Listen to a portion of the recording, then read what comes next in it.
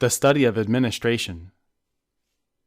I suppose that no practical science is ever studied where there is no need to know it.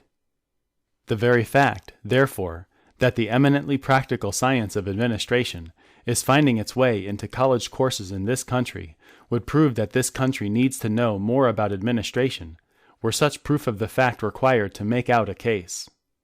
It need not be said, however, that we do not look into college programs for proof of this fact.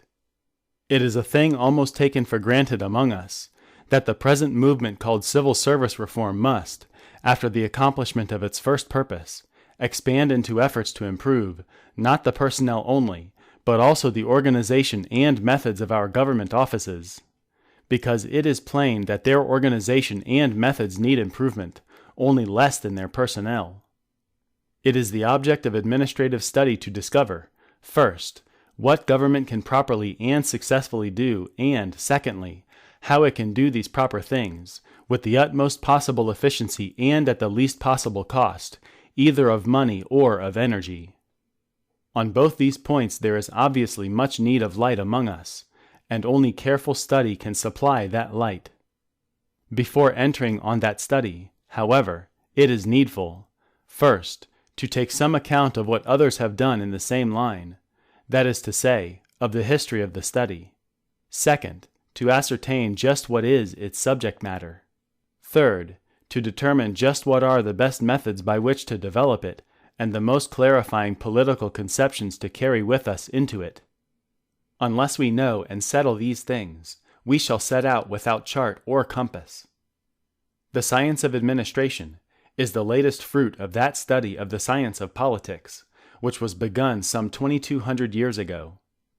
It is a birth of our own century, almost of our own generation. Why was it so late in coming? Why did it wait until this too busy century of ours to demand attention for itself? Administration is the most obvious part of government. It is government in action. It is the executive, the operative, the most visible side of government, and is, of course, as old as government itself. It is government in action, and one might very naturally expect to find that government in action had arrested the attention and provoked the scrutiny of writers of politics very early in the history of systematic thought. But such was not the case. No one wrote systematically of administration as a branch of the science of government until the present century had passed its first youth, and had begun to put forth its characteristic flower of systematic knowledge. Up to our own day all the political writers whom we now read had thought, argued, dogmatized only about the constitution of government, about the nature of the state, the essence and seat of sovereignty, popular power and kingly prerogative, about the greatest meanings lying at the heart of government, and the high ends set before the purpose of government by man's nature and man's aims. The central field of controversy was that great field of theory in which monarchy rode tilt against democracy, in which oligarchy would have built for itself strongholds of privilege, and in which tyranny sought opportunity to make good its claim to receive submission from all competitors. Amidst this high warfare of principles, administration could command no pause for its own consideration. The question was always, who shall make law, and what shall that law be? The other question, how law should be administered with enlightenment, with equity, with speed, and without friction, was put aside as practical detail which clerks could arrange, after doctors had agreed upon principles. That political philosophy took this direction was, of course, no accident, no chance preference or perverse whim of political philosophers. The philosophy of any time is, as Hegel says, nothing but the spirit of that time expressed in abstract thought. And political philosophy, like philosophy of every other kind, has only held up the mirror to contemporary affairs. The trouble in early times was almost altogether about the constitution of government, and consequently that was what engrossed men's thoughts. There was little or no trouble about administration, at least little that was heeded by administrators. The functions of government were simple, because life itself was simple. Government went about imperatively and compelled men, without thought of consulting their wishes. There was no complex system of public revenues and public debts to puzzle financiers. There were, consequently, no financiers to be puzzled. No one who possessed power was long at a loss how to use it. The great and only question was, who shall possess it? Populations were of manageable numbers, property was of simple sorts. There were plenty of farms, but no stocks and bonds. More cattle than vested interests. I have said that all this was true of early times, but it was substantially true also of comparatively late times. One does not have to look back of the last century for the beginnings of the present complexities of trade and perplexities of commercial speculation, nor for the portentous birth of national debts. Good Queen Bess, doubtless, thought that the monopolies of the 16th century were hard enough to handle without burning her hands, but they are not remembered in the presence of the giant monopolies of the 19th century. When Blackstone lamented that corporations had no bodies to be kicked and no souls to be damned, he was anticipating the proper time for such regrets by a full century. The perennial discords between master and workman, which now so often disturb industrial society, began before the Black Death and the Statute of Laborers, but never before our own day did they assume such ominous proportions as they wear now. In brief, if difficulties of governmental action are to be seen gathering in other countries, they are to be seen culminating in our own. This is the reason why administrative tasks have, nowadays, to be so studiously and systematically adjusted to carefully tested standards of policy, the reason why we are having now what we never had before, a science of administration. The weightier debates of constitutional principle are even yet by no means concluded, but they are no longer of more immediate practical moment, the questions of administration. It is getting harder to run a constitution than to frame one. Here is Mr. Bagehot's graphic, whimsical way of depicting the difference between the old and the new in administration. In early times, when a despot wishes to govern a distant province, he sends down a satrap on a grand horse, and other people on little horses, and very little is heard of the satrap again, unless he send back some of the little people to tell what he has been doing. No great labor of superintendence is possible. Common rumor and casual report are the sources of intelligence. If it seems certain that the province is in a bad state, satrap number 1 is recalled, and satrap number 2 sent out in his stead. In civilized countries the process is different. You erect a bureau in the province you want to govern. You make it write letters and copy letters. It sends home 8 reports per diem to the head bureau in St. Petersburg. Nobody does a sum in the province without someone doing the same sum in the capital, to check him, to see that he does it correctly. The consequence of this is, to throw on the heads of departments an amount of reading and labor, which can only be accomplished by the greatest natural aptitude, the most efficient training, the most firm and regular industry. Footnote: Essay on Sir William Pitt. There is scarcely a single duty of government which was once simple, which is not now complex. Government once had but a few masters, it now has scores of masters. Majorities formerly only underwent government, they now conduct government. Where government once might follow the whims of a court, it must now follow the views of a nation. And those views are steadily widening to new conceptions of state duty, so that, at the same time that the functions of government are every day becoming more complex and difficult, they are also vastly multiplying in number. Administration is everywhere putting its hands to new undertakings. The utility, cheapness, and success of the government's postal service, for instance, points towards the early establishment of governmental control of the telegraph system. Or, even if our government is not to follow the lead of the governments of Europe in buying or building both telegraph and railroad lines, no one can doubt that in some way it must make itself master of masterful corporations. The creation of national commissioners of railroads, in addition to the older state commissions, involves a very important and delicate extension of administrative functions. Whatever hold of authority state or federal governments are to take upon corporations, there must follow cares and responsibilities which will require not a little wisdom, knowledge, and experience. Such things must be studied in order to be well done. And these, as I have said, are only a few of the doors which are being opened to offices of government. The idea of the state and the consequent ideal of its duty are undergoing noteworthy change, and the idea of the state is the conscience of administration. Seeing every day new things which the state ought to do, the next thing is to see clearly how it ought to do them. This is why there should be a science of administration which shall seek to straighten the paths of government, to make its business less unbusinesslike, to strengthen and purify its organization, and to crown its duties with dutifulness. This is one reason why there is such a science. But where has this science grown up? Surely not on this side of the sea.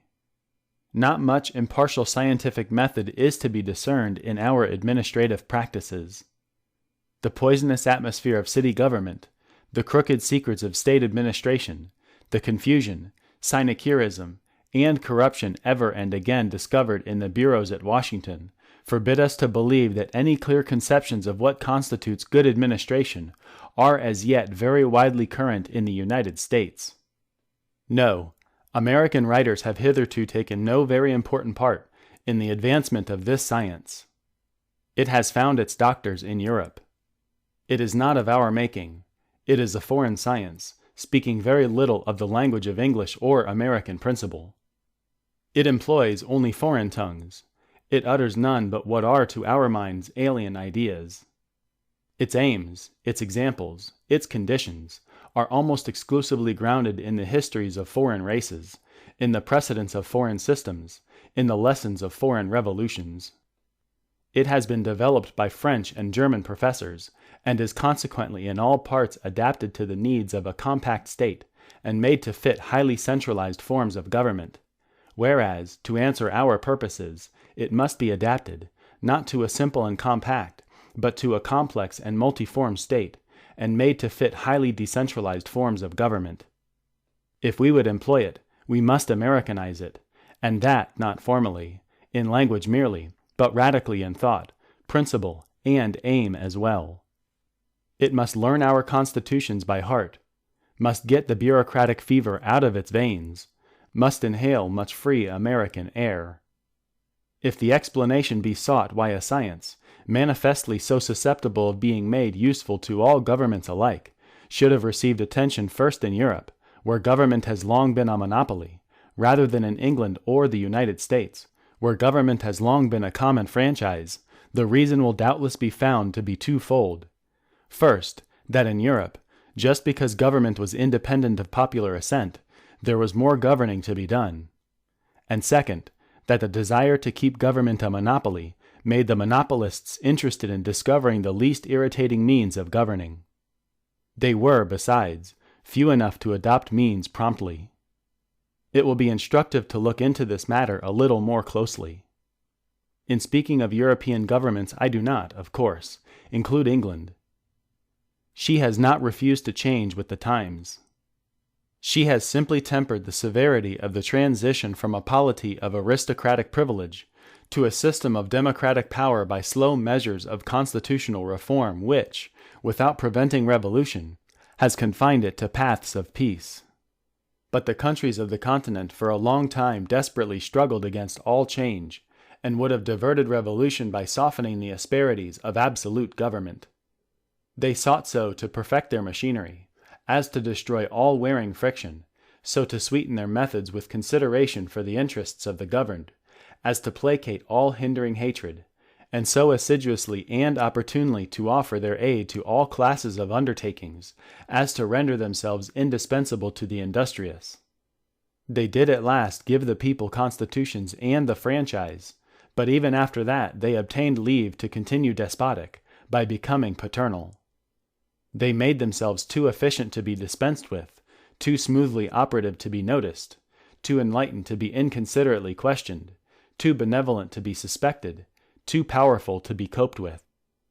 All this has required study, and they have closely studied it. On this side of the sea we, the while, had known no great difficulties of government. With a new country, in which there was room and remunerative employment for everybody, with liberal principles of government and unlimited skill in practical politics, we were long exempted from the need of being anxiously careful about plans and methods of administration. We have naturally been slow to see the use or significance of those many volumes of learned research and painstaking examination into the ways and means of conducting government which the presses of Europe have been sending to our libraries. Like a lusty child, government with us has expanded in nature and grown great in stature, but has also become awkward in movement. The vigor and increase of its life has been altogether out of proportion with its skill in living. It has gained strength, but it has not acquired deportment.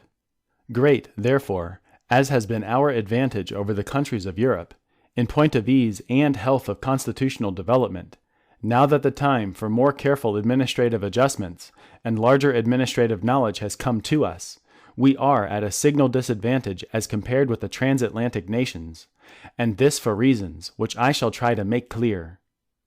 Judging by the constitutional histories of the chief nations of the modern world, there may be said to be 3 periods of growth, through which government has passed in all the most highly developed of existing systems, and through which it promises to pass in all the rest. The first of these periods is that of absolute rulers, and of an administrative system adapted to absolute rule. The second is that in which constitutions are framed to do away with absolute rulers and substitute popular control, and in which administration is neglected for these higher concerns. And the third is that in which the sovereign people undertake to develop administration under this new constitution which has brought them into power. Those governments are now in the lead in administrative practice, which had rulers still absolute, but also enlightened, when those modern days of political illumination came in which it was made evident, to all but the blind, that governors are properly only the servants of the governed. In such governments, administration has been organized to subserve the general weal, with the simplicity and effectiveness vouchsafed only to the undertakings of a single will. Such was the case in Prussia, for instance, where administration has been most studied and most nearly perfected. Frederick the Great, stern and masterful as was his rule, still sincerely professed to regard himself as only the chief servant of the state, to consider his great office a public trust.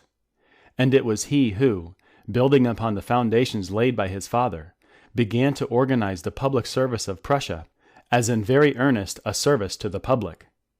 His no less absolute successor, Frederick William III, under the inspiration of Stein, again, in his turn, advanced the work still further, planning many of the broader structural features which give firmness and form to Prussian administration today. Almost the whole of the admirable system has been developed by kingly initiative. Of similar origin was the practice, if not the plan, of modern French administration, with its symmetrical divisions of territory and its orderly gradations of office.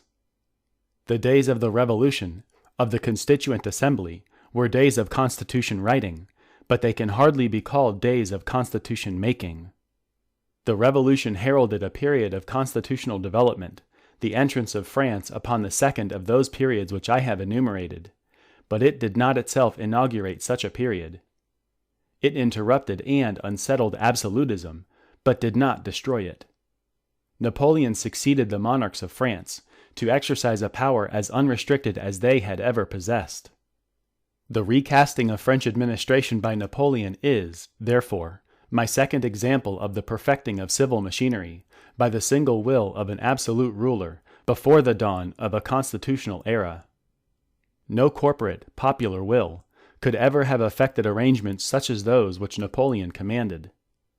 Arrangements so simple at the expense of local prejudice, so logical in their indifference to popular choice, might be decreed by a constituent assembly, but could not be established only by the unlimited authority of a despot.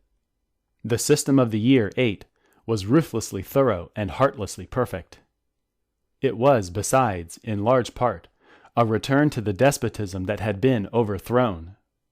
Among those nations, on the other hand, which entered upon a season of constitution-making and popular reform, before administration had received the impress of liberal principle, administrative improvement has been tardy and half done. Once a nation has embarked in the business of manufacturing constitutions, it finds it exceedingly difficult to close out that business and open for the public a bureau of skilled, economical administration. There seems to be no end to the tinkering of constitutions. Your ordinary constitution will last you hardly 10 years, without repair or additions, and the time for administrative detail comes late. Here, of course, our examples are England and our own country.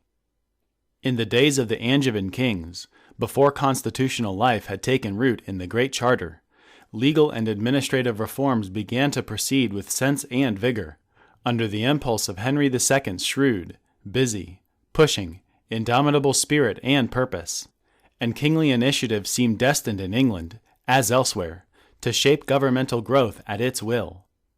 But impulsive, errant Richard and weak, despicable John were not the men to carry out such schemes as their fathers. Administrative development gave place in their reigns to constitutional struggles, and Parliament became king before any English monarch had had the practical genius or the enlightened conscience to devise just and lasting forms for the civil service of the state. The English race, consequently, has long and successfully studied the art of curbing executive power, to the constant neglect of the art of perfecting executive methods. It has exercised itself much more in controlling than in energizing government. It has been more concerned to render government just and moderate than to make it facile, well-ordered, and effective. English and American political history has been a history, not of administrative development, but of legislative oversight, not of progress in governmental organization, but of advance in law-making and political criticism. Consequently, we have reached a time when administrative study and creation are imperatively necessary to the well-being of our governments, saddled with the habits of a long period of constitution making. That period has practically closed, so far as the establishment of essential principles is concerned, but we cannot shake off its atmosphere. We go on criticizing when we ought to be creating. We have reached the third of the periods I have mentioned, the period, namely, when the people have to develop administration in accordance with the constitutions they won for themselves in a previous period of struggle with absolute power, but we are not prepared for the tasks of the new period. Such an explanation seems to afford the only escape from blank astonishment at the fact that, in spite of our vast advantages in point of political liberty, and above all in point of practical political skill and sagacity, so many nations are ahead of us in administrative organization and administrative skill. Why, for instance, have we but just begun purifying a civil service which was rotten full 50 years ago? To say that slavery diverted us is but to repeat what I have said, that flaws in our Constitution delayed us. Of course, all reasonable preference would declare for this English and American course of politics, rather than for that of any European country. We should not like to have had Prussia's history, for the sake of having Prussia's administrative skill, and Prussia's particular system of administration would quite suffocate us. It is better to be untrained and free than to be servile and systematic. Still, there is no denying that it would be better yet to be both free in spirit and proficient in practice. It is this even more reasonable preference which impels us to discover what there may be to hinder or delay us in naturalizing this much to be desired science of administration. What, then, is there to prevent? Well, principally, popular sovereignty. It is harder for democracy to organize administration than for monarchy.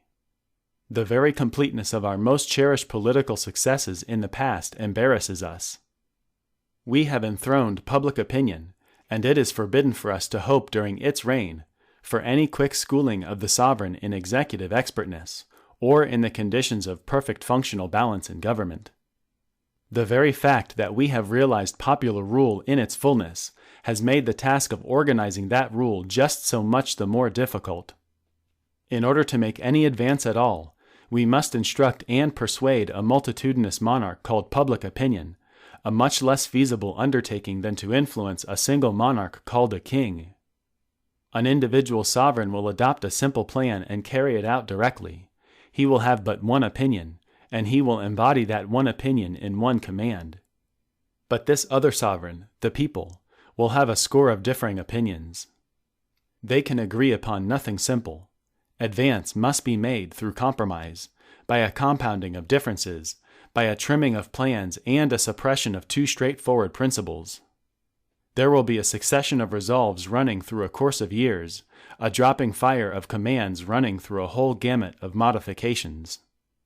In government, as in virtue, the hardest of hard things is to make progress. Formerly, the reason for this was that the single person who was sovereign was generally either selfish, ignorant, timid, or a fool, albeit there was now and again one who was wise.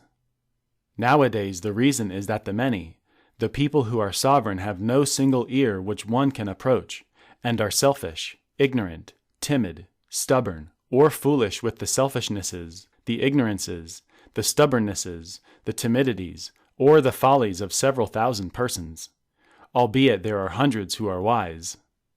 Once the advantage of the reformer was that the sovereign's mind had a definite locality, that it was contained in one man's head, and that consequently it could be gotten at, though it was his disadvantage that that mind learned only reluctantly or only in small quantities, or was under the influence of someone who let it learn only the wrong things.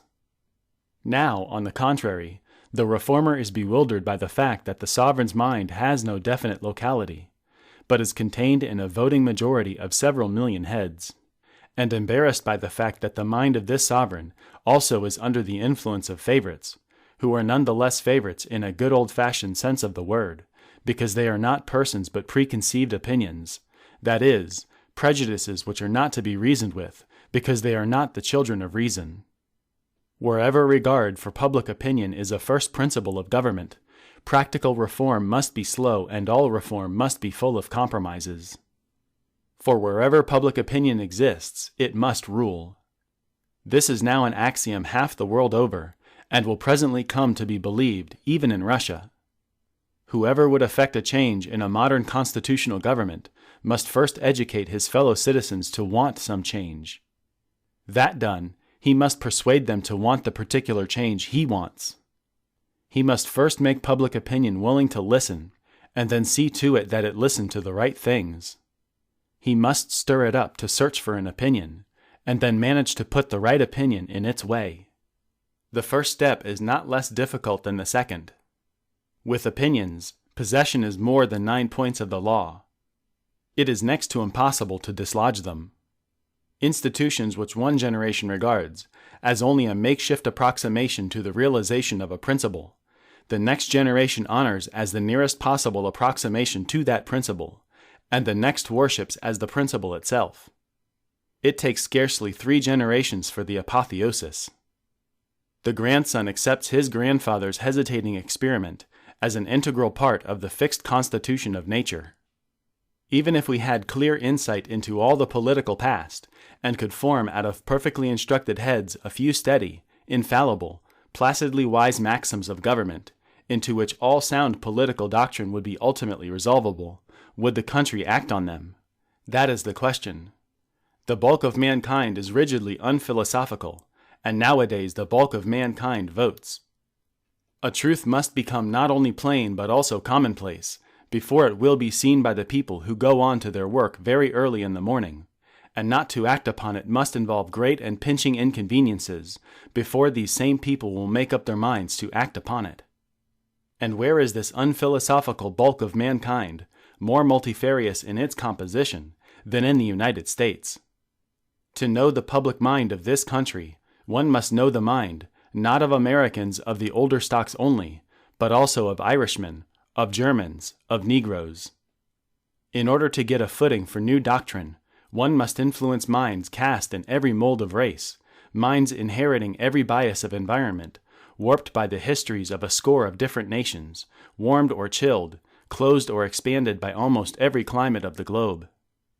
So much, then, for the history of the study of administration, and the peculiarly difficult conditions under which, entering upon it when we do, we must undertake it. What, now, is the subject matter of this study, and what are its characteristic objects? The field of administration is a field of business. It is removed from the hurry and strife of politics. It at most points stands apart even from the debatable ground of constitutional study. It is a part of political life, only as the methods of the counting house are a part of the life of society, only as machinery is part of the manufactured product. But it is, at the same time, raised very far above the dull level of mere technical detail, by the fact that through its greater principles, it is directly connected with the lasting maxims of political wisdom, the permanent truths of political progress. The object of administrative study is to rescue executive methods from the confusion and costliness of empirical experiment, and set them upon foundations laid deep in stable principle. It is for this reason that we must regard civil service reform in its present stages as but a prelude to a fuller administrative reform. We are now rectifying methods of appointment. We must go on to adjust executive functions more fitly, and to prescribe better methods of executive organization and action. Civil service reform is thus but a moral preparation for what is to follow. It is clearing the moral atmosphere of official life, by establishing the sanctity of public office as a public trust, and, by making the service unpartisan, it is opening the way for making it businesslike. By sweetening its motives, it is rendering it capable of improving its methods of work. Let me expand a little what I have said of the province of administration. Most important to be observed is the truth already so much and so fortunately insisted upon by our civil service reformers, namely, that administration lies outside the proper sphere of politics. Administrative questions are not political questions. Although politics sets the tasks for administration, it should not be suffered to manipulate its offices. This is distinction of high authority. Eminent German writers insist upon it as of course. Bluntschli, Politik, page 47. For instance, bids us separate administration alike from politics and from law. Politics, he says, is state activity, in things great and universal, while administration, on the other hand, is the activity of the state in individual and small things.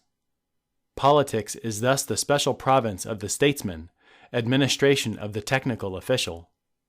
Policy does nothing without the aid of administration, but administration is not therefore politics. But we do not require German authority for this position. This discrimination between administration and politics is now, happily, too obvious to need further discussion. There is another distinction which must be worked into all our conclusions, which, though but another side of that between administration and politics, is not quite so easy to keep sight of. I mean the distinction between constitutional and administrative questions, between those governmental adjustments which are essential to constitutional principle and those which are merely instrumental to possibly changing purposes of a wisely adapting convenience. One cannot easily make clear to everyone just where administration resides in the various departments of any practicable government without entering upon particulars so numerous as to confuse, and distinctions so minute as to distract.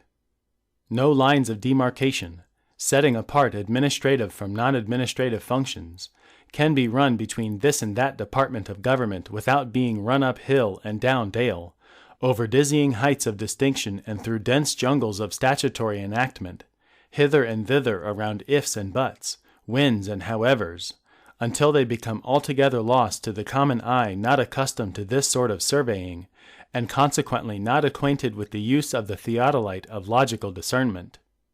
A great deal of administration goes about incognito to most of the world, being confounded now with political management and again with constitutional principle. Perhaps this ease of confusion may explain such utterances as that of Niebuhr's.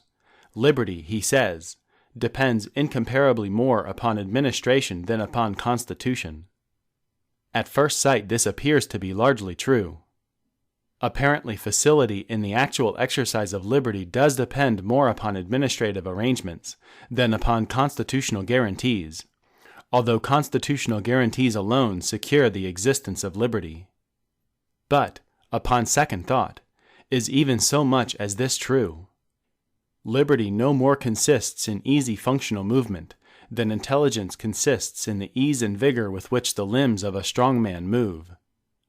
The principles that rule within the man, or the Constitution, are the vital springs of liberty or servitude. Because dependence and subjection are without chains, are lightened by every easy-working device of considerate, paternal government, they are not thereby transformed into liberty.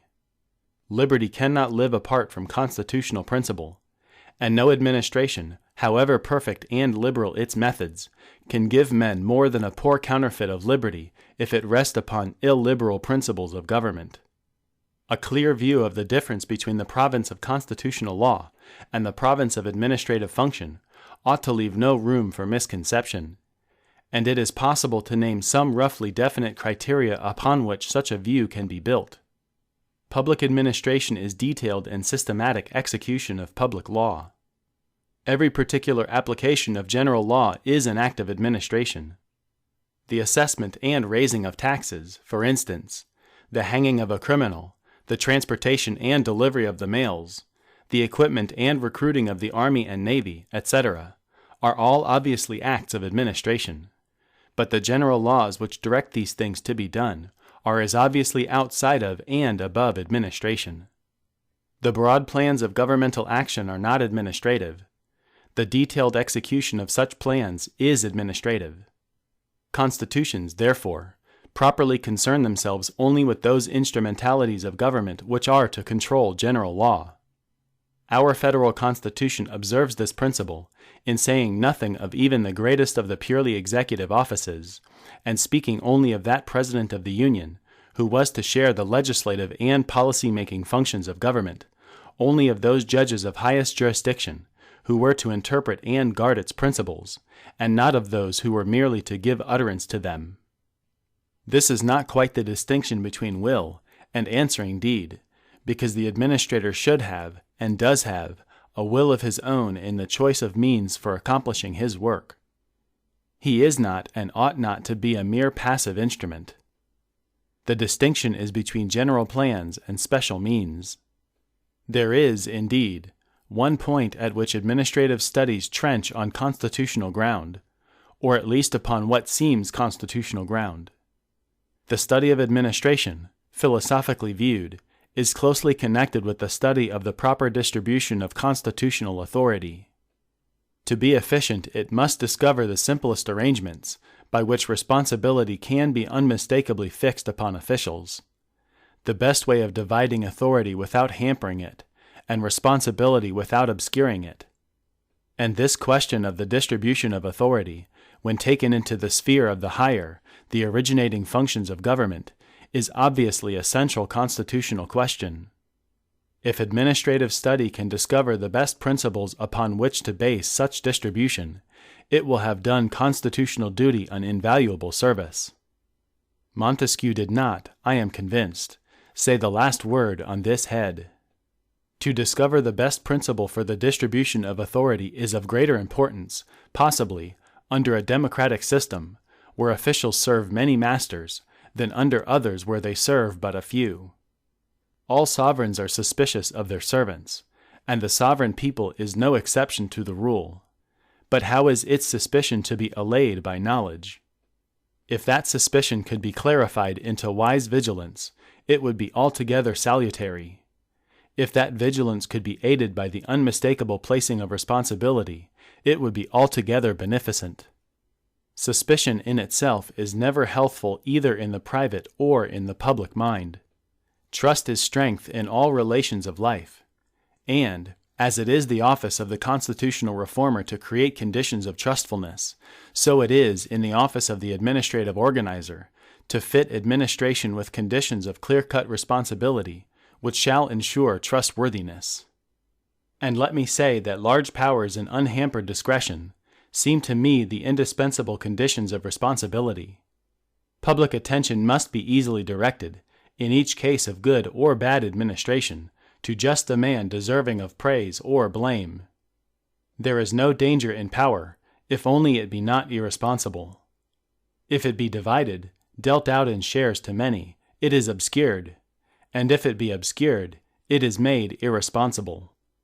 But if it be centered in heads of the service, and in heads of the branches of the service, it is easily watched and brought to book.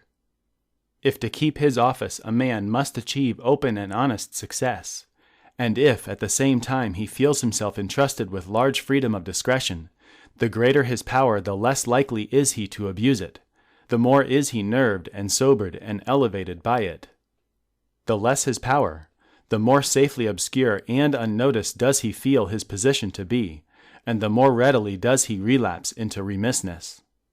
Just here we manifestly emerge upon the field of that still larger question, the proper relations between public opinion and administration. To whom is official trustworthiness to be disclosed, and by whom is it to be rewarded? Is the official to look to the public for his need of praise and his push of promotion, or only to his superior in office? Are the people to be called in to settle administrative discipline, as they are called in to settle constitutional principles? These questions evidently find their root in what is undoubtedly the fundamental problem of this whole study.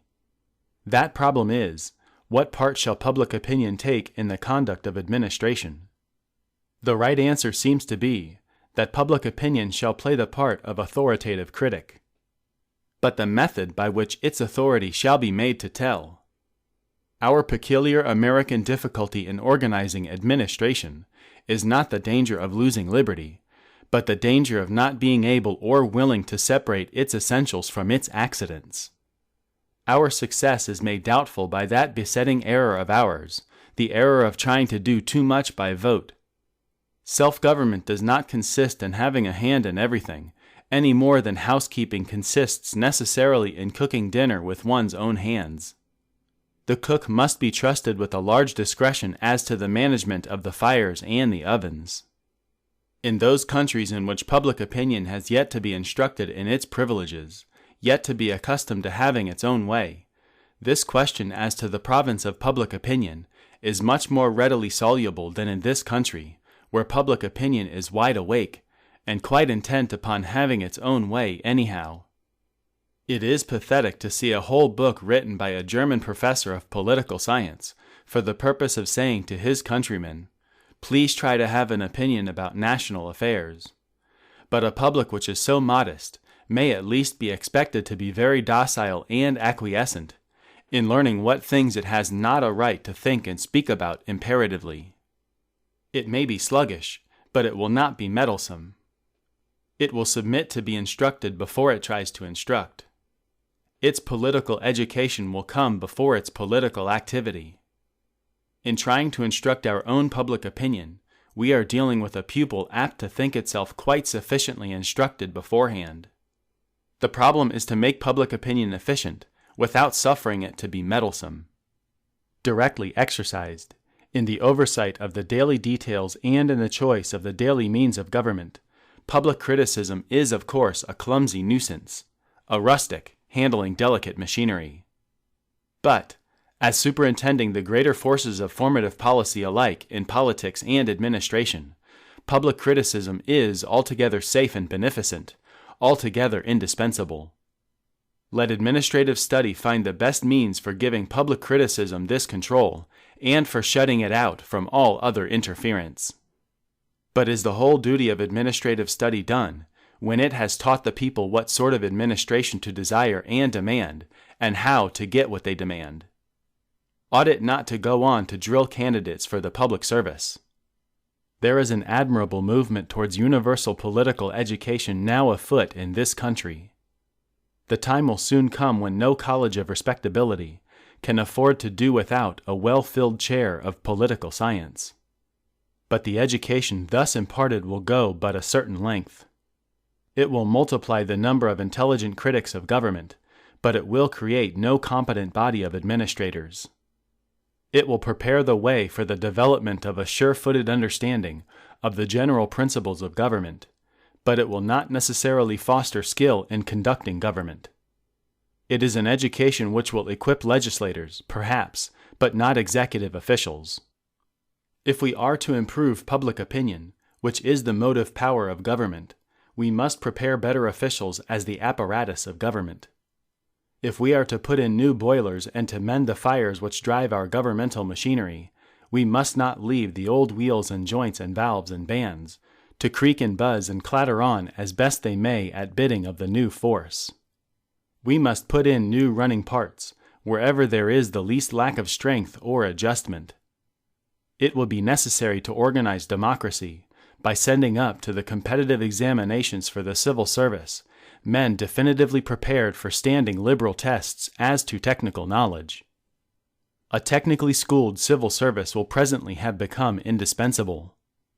I know that a corps of civil servants prepared by a special schooling and drilled, after appointment, into a perfected organization with appropriate hierarchy and characteristic discipline seems to a great many very thoughtful persons to contain elements which might combine to make an offensive official class, a distinct, semi-corporate body with sympathies divorced from those of a progressive, free-spirited people, and with hearts narrowed to the meanness of a bigoted officialism.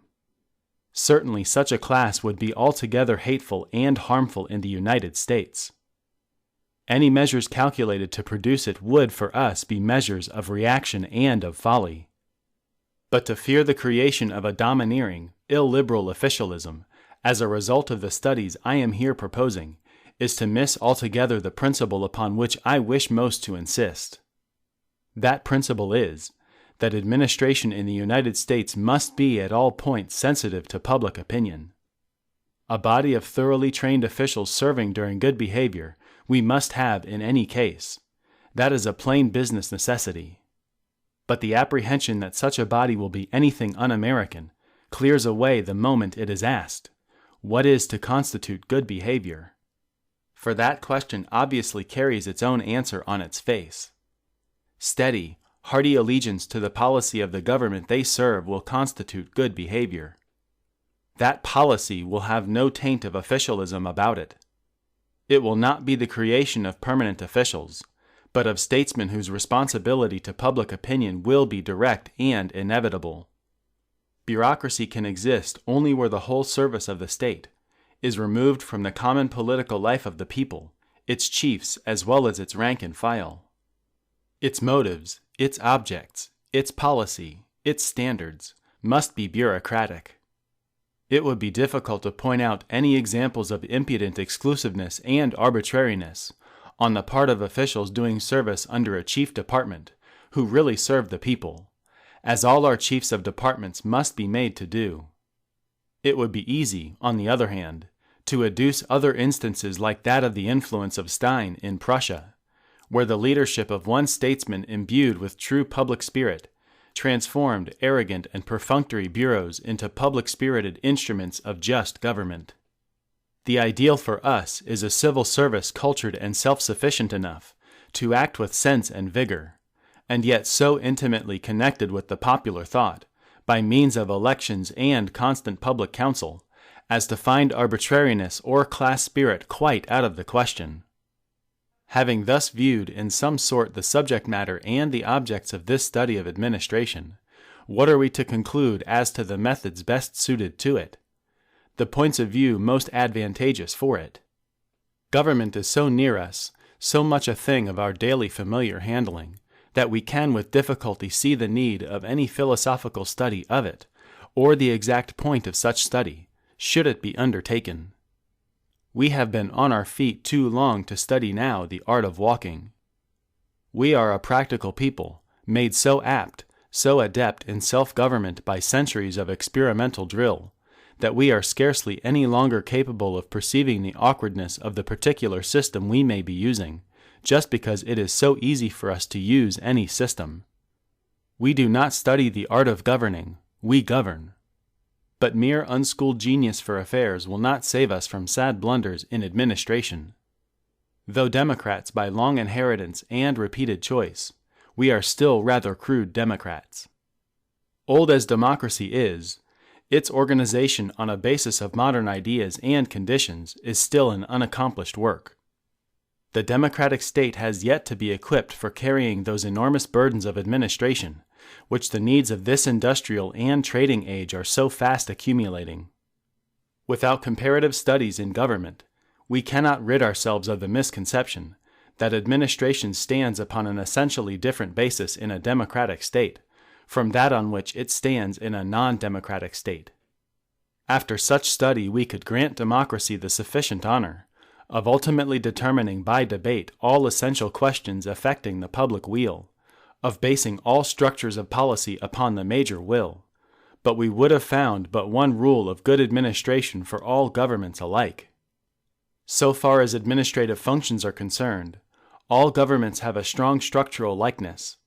More than that, if they are to be uniformly useful and efficient, they must have a strong structural likeness. A free man has the same bodily organs, the same executive parts, as the slave, however different may be his motives, his services, his energies. Monarchies and democracies, radically different as they are in other respects, have in reality much the same business to look to. It is abundantly safe nowadays to insist upon this actual likeness of all governments, because these are days when abuses of power are easily exposed and arrested, in countries like our own, by a bold, alert, inquisitive, detective public thought, and a sturdy popular self-dependence such as never existed before. We are slow to appreciate this, but it is easy to appreciate it. Try to imagine personal government in the United States. It is like trying to imagine a national worship of Zeus. Our imaginations are too modern for the feat.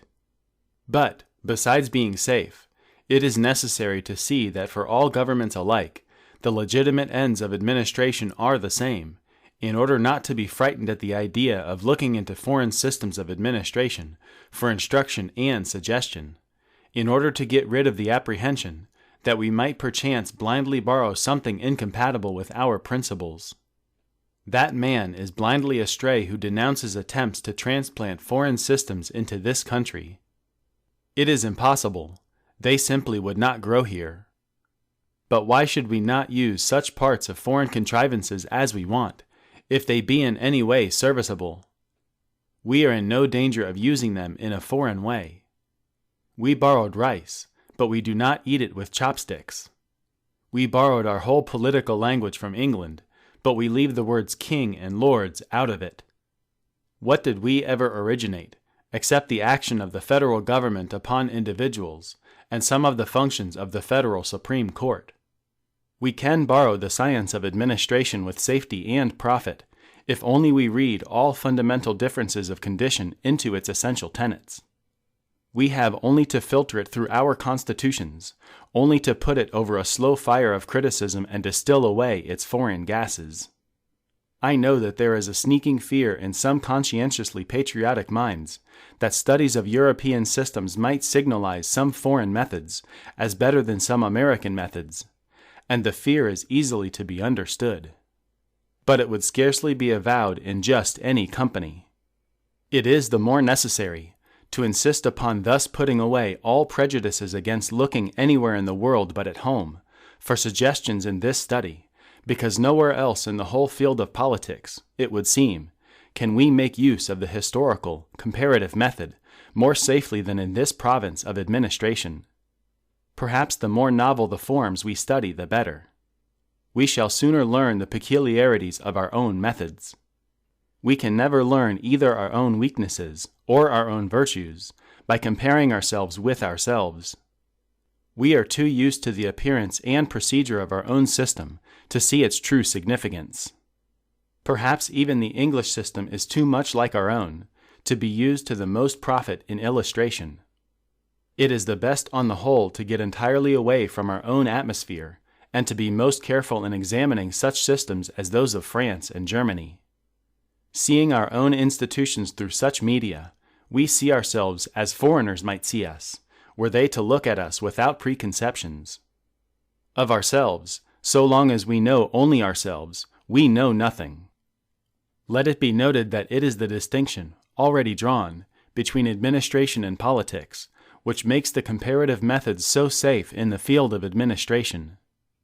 When we study the administrative systems of France and Germany, knowing that we are not in search of political principles, we need not care a peppercorn for the constitutional or political reasons which Frenchmen or Germans give for their practices when explaining them to us.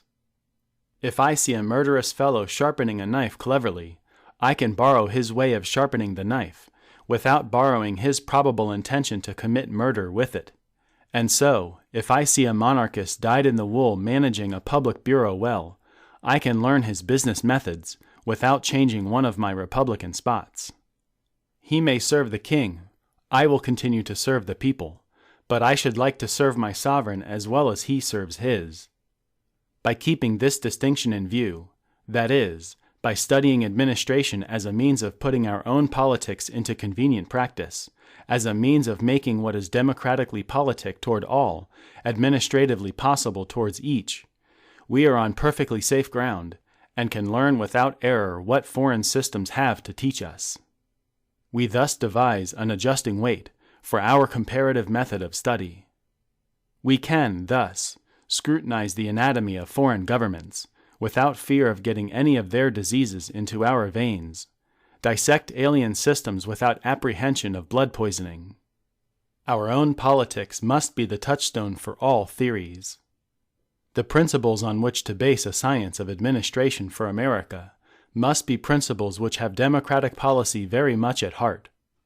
And, to suit American habit, all general theories must, as theories, keep modestly in the background, not in open argument only, but even in our own minds, lest opinions satisfactory only to the standards of the library should be dogmatically used, as if they must be quite as satisfactory to the standards of practical politics as well. Doctrinaire devices must be postponed to tested practices. Arrangements not only sanctioned by conclusive experience elsewhere, but also congenial to American habit, must be preferred without hesitation to theoretical perfection. In a word, steady practical statesmanship must come first, closet doctrine second. The cosmopolitan what to do must always be commanded by the American how to do it.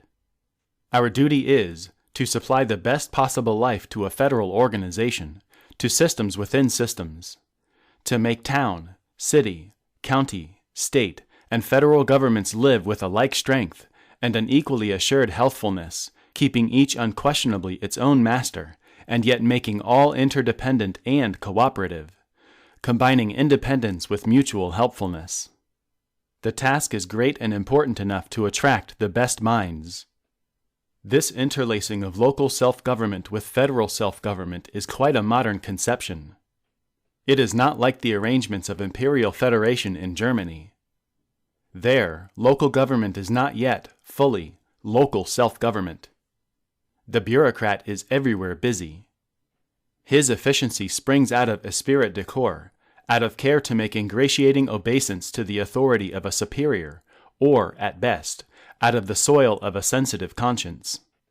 He serves, not the public, but an irresponsible minister. The question for us is how shall our series of governments within governments be so administered that it shall always be to the interest of the public officer to serve, not his superior alone, but the community also, with the best efforts of his talents and the soberest service of his conscience. How shall such service be made to his commonest interest, by contributing abundantly to his sustenance, to his dearest interest by furthering his ambition, and to his highest interest by advancing his honor and establishing his character? And how shall this be done alike for the local part and for the national whole? If we solve this problem, we shall again pilot the world. There is a tendency, is there not? A tendency as yet dim, but already steadily impulsive and clearly destined to prevail, towards, first the confederation of parts of empires like the British, and finally of great states themselves.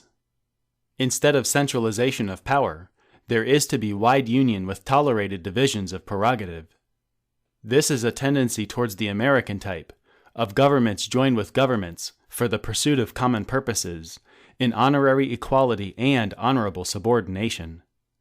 Like principles of civil liberty are everywhere fostering like methods of government, and if comparative studies of the ways and means of government should enable us to offer suggestions which will practicably combine openness and vigor in the administration of such governments with ready docility to all serious, well-sustained public criticism, they will have approved themselves worthy to be ranked among the highest and most fruitful of the great departments of political study. That they will issue in such suggestions I confidently hope. End of The Study of Administration by Woodrow Wilson.